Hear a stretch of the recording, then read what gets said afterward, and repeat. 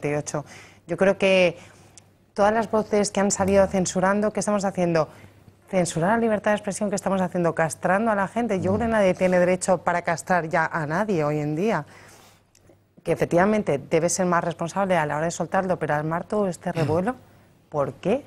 De verdad, o sea, no me parece que haya ido tan lejos lo que ha dicho. Y además, cuando ha hablado de la debilitación del Estado, de la metrópoli... De la metrópoli, decía él. De la metrópoli, bueno, ha utilizado la palabra metrópoli. Yo creo que por no el símil colonial, pero efectivamente, todos entendemos que se refiere al gobierno del Estado, ¿no? Todos entendemos, pero lo que no se ha dicho... Cuando habla de debilidad, ¿a qué se refiere? Por ejemplo, la debilidad puede ser también la crisis. Y efectivamente, en un Estado, cuando se produce una crisis tan terrible como la que hemos pasado, nos debilitamos y corre peligro de fragmentación. No necesariamente está hablando de la política. Yo, por ejemplo, creo que la crisis también subyace detrás de un peligro, por ejemplo, de fragmentación de un Estado.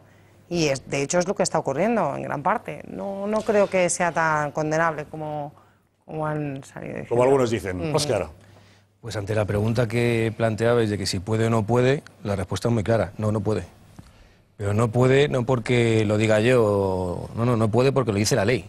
Es decir, aquí en estos momentos hay una ley que fue aprobada en el año 2011, que es la Ley de Derechos y Deberes, me parece, de las Fuerzas y Cuerpos de las Fuerzas Armadas, y concretamente en su artículo 7 dice neutralidad política y sindical en las Fuerzas Armadas. Y este hombre, que es un general, este hombre con la responsabilidad que tiene, aparte de leerse el artículo 8 de la Constitución, donde dice que la misión de las Fuerzas Armadas es garantizar la integridad y la soberanía nacional, la última apartado de ese artículo de la Constitución dice también respetar el ordenamiento constitucional. Y dentro del ordenamiento constitucional hay una ley que dice, y vuelvo a reiterar, aprobada en el 2011, la Ley de Derechos y Deberes de las Fuerzas Armadas, en su artículo 7, neutralidad política y sindical.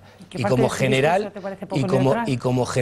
debería de saberlo y como general debe cumplirlo. Por tanto, yo enlazo con lo que decía mi partido en ese sentido, que estoy totalmente de acuerdo, debe rectificar y sobre todo con la formación que tiene este hombre no se tiene que meter en estos charcos porque experiencia se le supone y preparación también. Yo me adhiero a la pregunta de Begoña, Óscar. En qué expresión de este hombre conculca el artículo 7 de esta ley en cuanto al principio de neutralidad? Porque este señor no está decantándose por ninguna postura política, ni por tomar ninguna decisión, para nada. O sea, yo leo el artículo. El artículo hasta yo me lo conozco, que soy... No, es que las Fuerzas Armadas, es decir, tienen deber de neutralidad política. Y al tener nivel de neutralidad política, un general no puede decir, primero no puede hablar de metrópolis, segundo no puede hablar de las cuestiones que ha reiterado en esas intervenciones diciendo que si la debilidad de la metrópoli te lleva a decir, no tiene que hablar de planteamientos políticos, está en el ejército.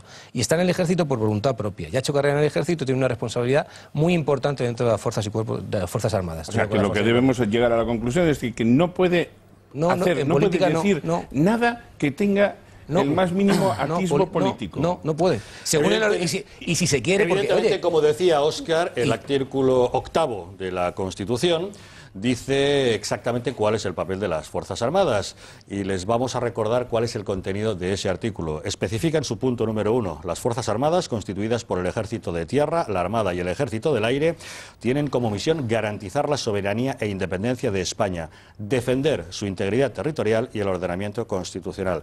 Debemos suponer que ante una presunta amenaza de cualquiera de estos conceptos, la soberanía, la independencia de España o la integridad territorial, algún militar podría considerar que su obligación es garantizar que siga estando así, tal como dice el artículo 8. No sé, Elpidio, ¿qué te parece? Bueno.